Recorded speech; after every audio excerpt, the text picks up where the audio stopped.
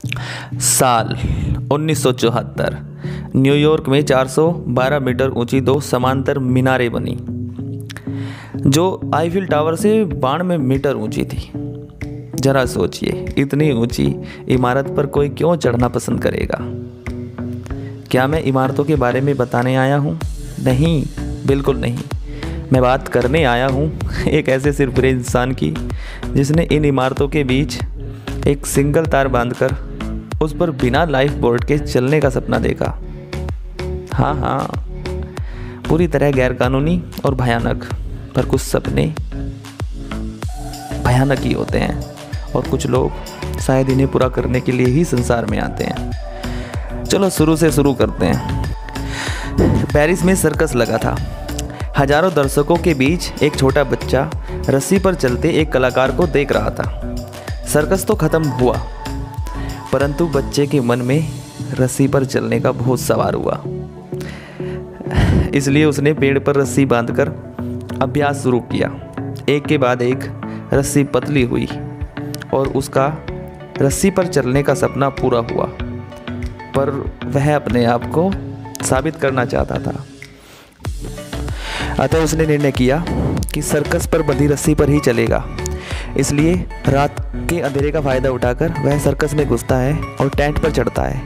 वह रस्सी पर चलने ही वाला है, तभी आवाज़ आती है, कौन हो तुम? मैंने कहा नीचे उतरो, कौन हो तुम? वो आवाज़ बाबा लोडी की थी, जो सर्कस का मालिक था। यह बच्चा, जिसका नाम फिलिप था, ऊपर से कूदा और भागा। बाबा लोडी उसके पीछे भागा। वह सामान से टकराया और सामान नीचे गिरा। गिरे सामान से वह करतब करने लगा। बाबा लोडी का गुस्सा शांत हुआ। अब उसने बाबा लोडी से रस्से पर चलने के टिप्स लिए और अपने आप को साबित करने के लिए नदी के दो किनारों पर लगे पेड़ पर रस्सी बांधी और चलना आरंभ किया। पर वहाँ के लोग उसे देख नहीं रहे थे और तो उस पर चिल्ला रहे थे, क्या कर रहे हो, पागल हो, नीचे उतरो, नीचे उतरो। फिलिप का ध्यान भटका और वो गिरा, जोर से गिरा और बस उसके आत्मविश्वास को बहुत ठेस पहुंची।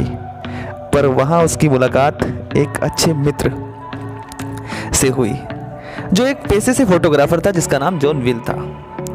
अतः उसने अपने आप को साबित करने के लिए पेरिस में बहुत ऊंची दो मीनारों पर रस्सा बांधा और वहाँ पर चलकर दिखाया। अब उसके चर्चे पेरिस शहर से बाहर जाने लगे थे। इन्हीं घटनाओं के बीच उसकी मुलाकात हैनी से होती है। हैनी, जो बाद में उसकी एक गर्लफ्रेंड बनती है। अब फिलिप के हाथ एक न्यूज़पेपर लगता है, जिसमें न्यूयॉर्क की उन ऊंची इमारतों के बारे में छपा था। तब उसके दिमाग में एक खुरापाती आइडिया आता है कि मैं इन दो इमारतों के बीच रस्सा बांधूं और उस पर चलूं, और वह अपना सपना पूरा करने के लिए अपने इन्हीं दोस्तों की मदद लेता है, जॉन विल, जैक और उसकी गर्लफ्रेंड हैनी। रस्सा को कैसे मजबूती से बांधे, उसकी टिप्स वो बाबा लोडी से ले लेता है। पर बाबा लोडी उसको ये करतब करने से मना करते हैं। कहते हैं कि लाइफ बोर्ड के बिना ये करतब करना खतरनाक होगा। पर नहीं, फिलिप नहीं मानता और दिन रात इसी कार्य पर लग जाता है कि 3 महीने के अंदर यह करतब कैसे किया जाए। इस बीच उसके पैर में गहरी चोट लगती है, पर वह हार नहीं मानता।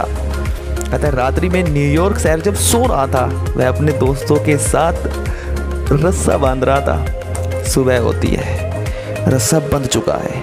अब केवल फिलिप का काम शुरू होता है। अभी तक केवल 3 लोग उस पर निगाहें बनाए हुए थे। एक जैक, जो उसके साथ था। दूसरा जॉन विल, जो दूसरी मंजिल पर था, कैमरा ले रखा था जिसने। तीसरा उसकी गर्लफ्रेंड हैनी, जो नीचे न्यूयॉर्क सिटी की सड़क के बीचों बीच दूरबीन की सहायता से उसे देख रही थी। एक लंबी गहरी सांस के साथ फिलिप चलना शुरू करता है। सोचिए कितना भयानक है। केवल 3 कदम और उसके पास वापस आने के चांस खत्म। अब उसके सामने केवल एक विकल्प है कि वह उसी तार के सहारे मंजिल तक पहुंचे। ये दृश्य सोचकर ही घबराहट होती है कि एक चूक और जीवन तबाह।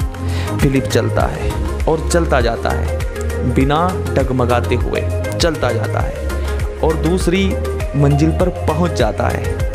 पहुंचकर वह अपने मित्रों को बधाई देता है। क्या उसका सपना पूरा हो चुका था? हाँ, लगता तो। फिलिप इतने से संतुष्ट नहीं होता। वह तार पर वापस आता है और करतब दोबारा शुरू करता है। पर ये क्या, जब वह दोबारा तार पर पहुंचता है तो पुलिस आ जाती है, उसके दोस्त को हिरासत में ले लेती है और वो उससे भी तार से उतरने को कहती है और हाथ पकड़ने को कहती है। पर फिलिप तार पर ही यू टर्न ले लेता है और तार पर करतब दिखाने लगता है। पूरा न्यूयॉर्क शहर इस कारनामे की वजह से जाम में फंस जाता है। उसे उतारने के लिए हेलीकॉप्टर बुलाया जाता है। बाद में फिलिप पुलिस के पास पहुंचता है और पुलिस उसे गिरफ्तार कर लेती है। पर उसका सपना पूरा हो चुका था। जब बाद में उससे इंटरव्यू में पूछा जाता है कि तुमने ये कारनामा कैसे किया, तो वह कहता है, जब लोग मुझे तार पर चलते हुए देखते हैं तब वे केवल एक बात सोचते हैं, मौत।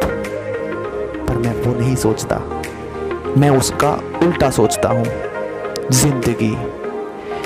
मेरे मन में मौत का ख्याल तक नहीं आता। मैं तो बस एक ही बात कहूँगा कि पॉजिटिव करने से पहले सोचना ज़रूरी है। मेरी कहानी आपको कैसी लगी?